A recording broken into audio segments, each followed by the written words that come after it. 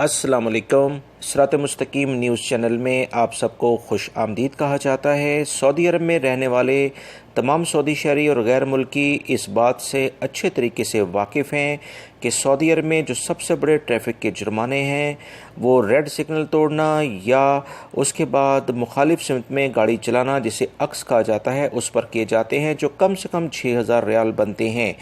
अभी आप इस वीडियो में दोस्तों देख रहे हैं कि एक शख्स ने ना सिर्फ मुखालिफ सिमत में यानी अक्स के लिहाज से गाड़ी चलाई है, बल्कि एक और गाड़ी के सामने लाकर उसने गाड़ी खड़ी कर दी और उसे मजबूर करने लग गया कि वो गाड़ी अपनी हटाए और वो वहाँ से जाएगा।